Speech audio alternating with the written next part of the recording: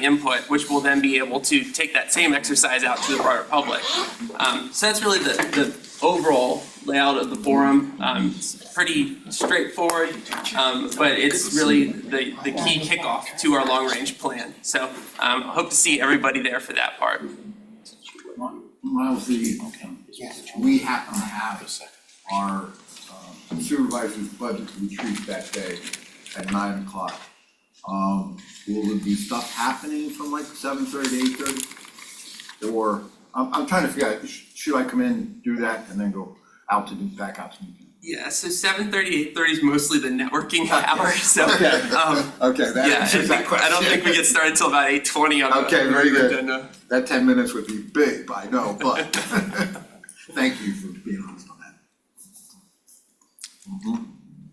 You can also get coffee. No mailmaster. Probably. Okay. The rookie. Excuse me. Go ahead. And any other questions about the forum side of it? Yeah, we were just updating on the forum, which would be at, was it Main Street Station? Correct. And there'll be 3 speakers relative to transportation. It's a little update for your state council. Thank you, Mr. Chairman. So that they'll know. So any questions or anything y'all like to see additionally, or anything you want to at least put out for consideration?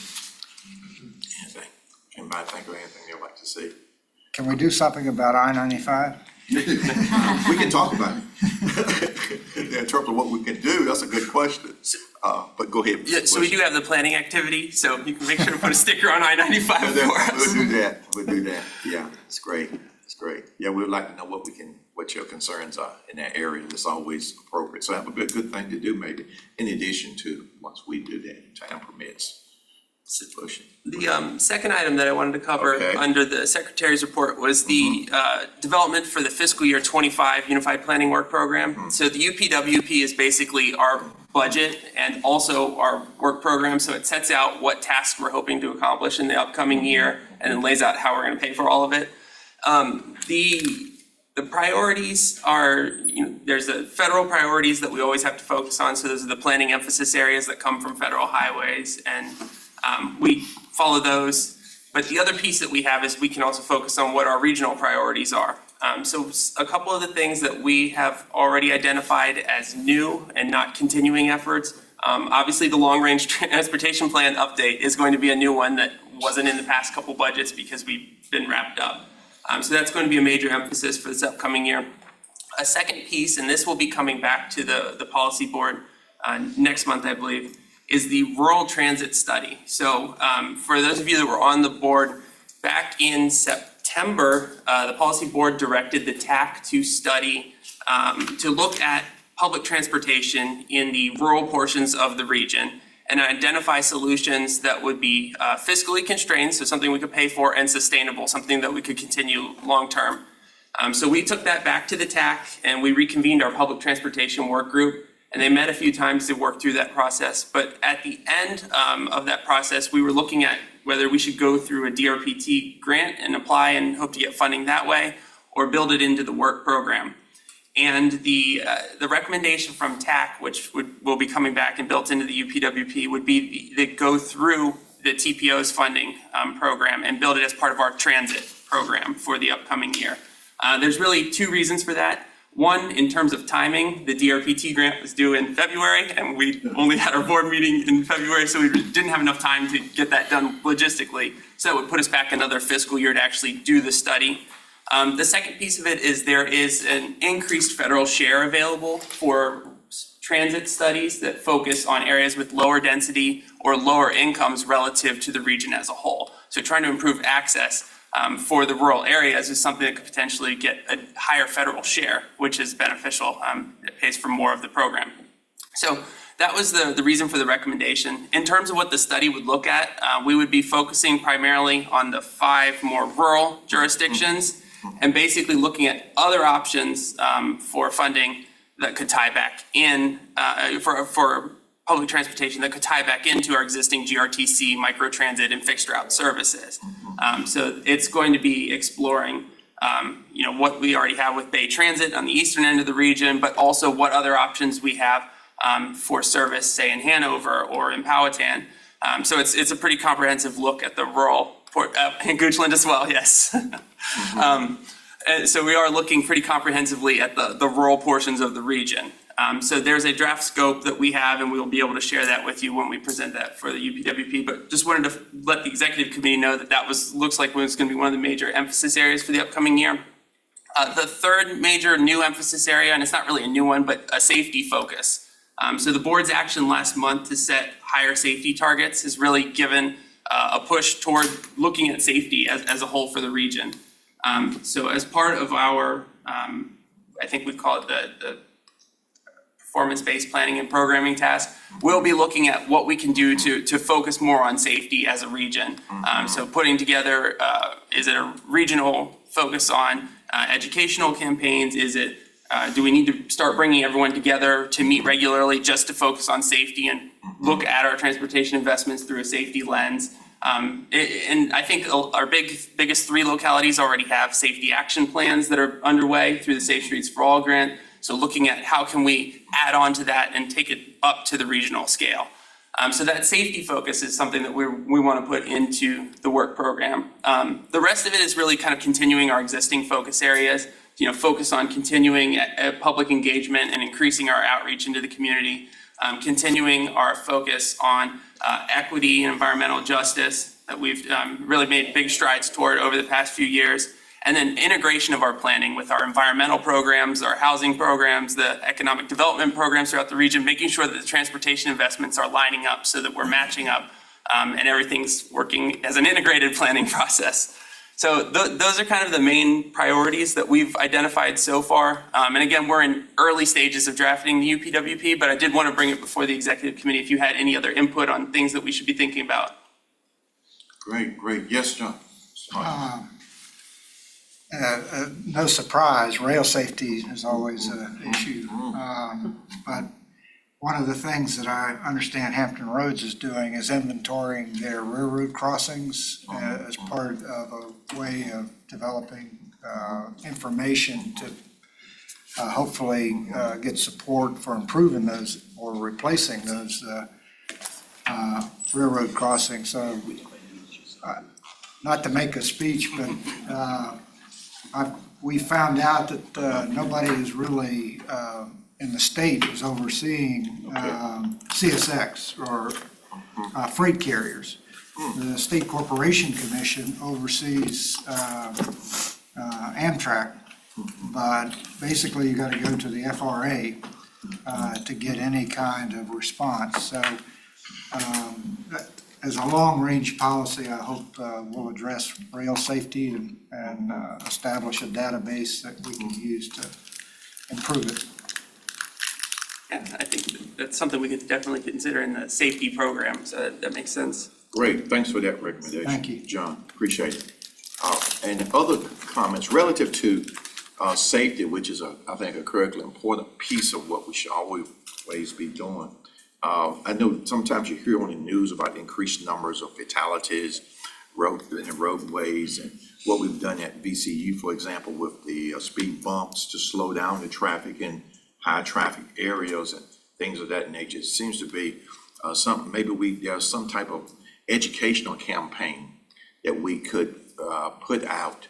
And one thing that came to my attention in my district specifically was people not understanding how to navigate roundabouts.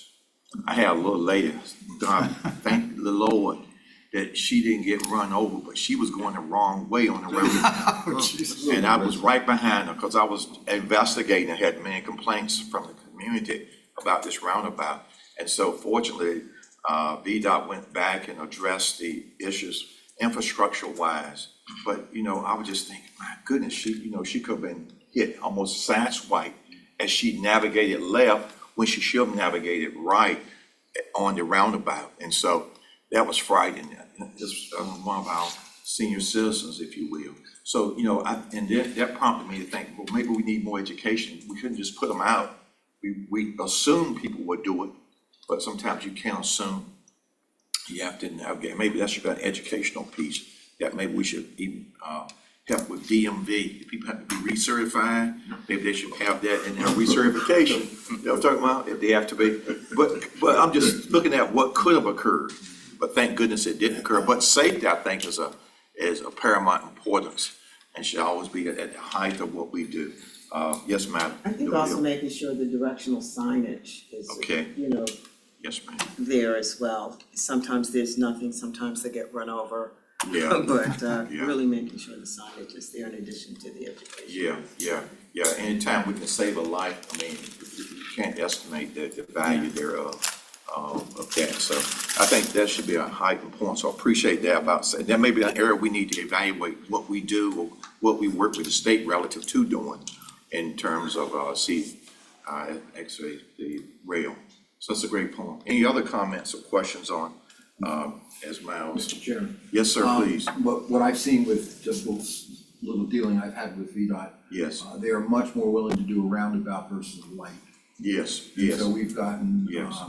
studies done in New Kent for roundabouts. Yes. Versus, we would go after a light and they go, nah, not warrant, because no one has died, and Okay, that's- gotcha. So the roundabouts, and Hanover has seen very much success with roundabouts. Well, I think the idea, Mr. Chairman, if I may, Please. was one of the first ones we did, which came through the TPO a number of years ago, almost 10 now. You had to align the road and so on and so forth, but a stoplight that stops traffic when nobody's coming the other way Yeah. becomes an impediment. Yes. Mr. Gregory and I were talking on the way in about VDOT believes in keeping traffic moving. But with roundabouts, I was told by VDOT in 2016 that there'd be more roundabouts in the continental United States in the next 15 years, so coming up on 2030, than there would be in Europe, just for the number. Well, I mean, y'all got 90% of them in New Kent, so. But We have a fair amount. but the idea was All shapes and sizes. is to keep Yes. traffic, Yes, is sir. to keep traffic moving, but Yes, it sir. has been, there is a, I don't wanna say a learning curve, but since we weren't used to them Yes. for quite a while, there is a concern with that, but, traffic lights, they say, why am I stopping traffic? Yeah. Why am I stopping someone when no traffic's coming the other way? Yeah, you're absolutely right. I couldn't agree more with that I always assessment. thought the blinking yellow light was the best invention ever. Yeah. You're right, absolutely. Mr. Chairman, if I yeah. make a comment just on the roundabouts, having a 17-year-old son Okay. and a 15-year-old who's now driving, they slow down for the roundabouts more than anything because they know it's always there. The light might turn, so they might catch it. So we're also supporting in Enrico the roundabout. So Yeah, they're good. They do slow down traffic and They cause do. it to pause, which is a great thing, from a safety perspective. You're absolutely right. And, we have installed quite a few there. And of course, I think it's less costly too to do, a light. And then, of course, a light doesn't change and then, because I have high crash areas where, it's amazing.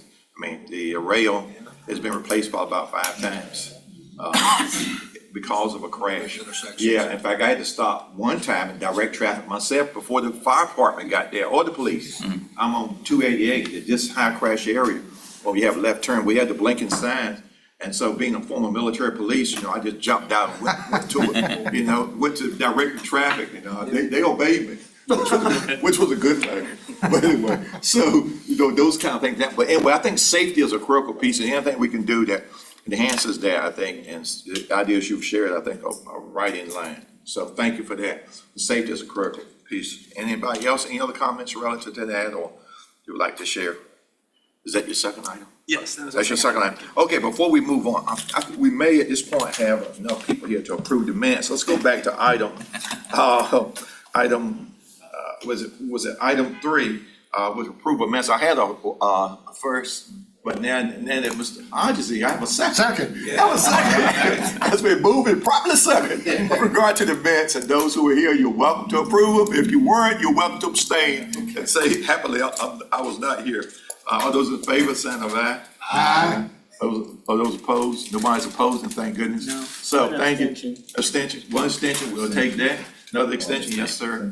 Take that too. And another extension, okay. We'll take that too. Okay, and so, with that, the minutes are approved. Ms. Scott, thank you. So we got that done. Lord have mercy. Okay, what's the next item? What's the next item? Item, was it 5? Yes, sir. Item 5, Mr. Bushin, if you would so kindly. Sure, so I just wanted to briefly preview the items that'll be on today's agenda for the full TPO. So the first thing, there will be an update from the Virginia Passenger Rail Authority. So this came from a request from Mr. Hodges a few months back, and the board directed us to have them come in. So they're gonna be giving an update on all of their projects, not just the Hanover Third Track, but all of their projects in our region. So that'll be the first part. Then we have 2 tip amendments on the agenda today. One is just revising the cost estimate and the planned obligations for an existing project, Polgrim widening. The second is a new project that's being added to the tip, which is the short pump area improvements NEPA study. So this is a necessary step for that project to move forward, is to go through the NEPA process. So this is the authorization in the tip so then they can go ahead and start moving the project forward. The last 2 items on here are related to funding. So the first one is the Transportation Alternatives Program. So that's a program dedicated to bicycle and pedestrian improvements. The RRTPO is able to select projects and we have our own funding that's available for that. And then the Commonwealth Transportation Board also selects projects from that program. So what we're proposing is to prioritize the project list. So the vote would just be to approve the ranking of the projects, and that gives us the maximum flexibility to coordinate with the CTB and with VDOT to select as many projects as possible from the region.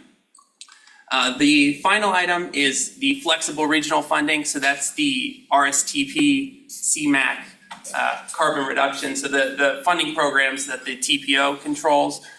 So this is basically finalizing the existing project awards, which would be projects that are already in our program that need additional funding because of the cost increases we've seen over the past few years, and then also selecting new projects that we would be able to fund. One thing that I will note that's a little different from how we've done this in the past, we do not have an allocations plan included in there, so we don't have the breakdown of every year in which project's getting funding. We're just approving the totals to give staff the flexibility to coordinate that with VDOT. So we can have the most updated budget numbers as we go into that process. So that is the 5 items that are on the new business today. Happy to answer any questions. Yeah, any questions, comments on any of the items or anything else?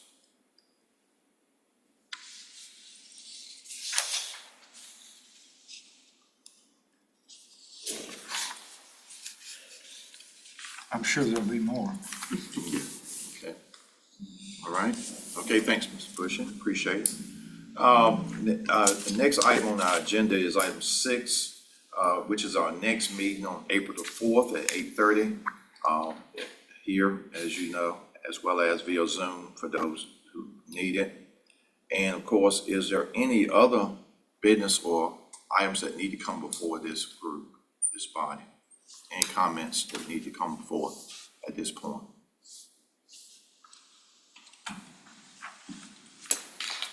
All right, hearing none, we can adjourn if you're so inclined to. I move we adjourn. And, let's adjourn, shall we? Thank you. Hey, no, sir. All right.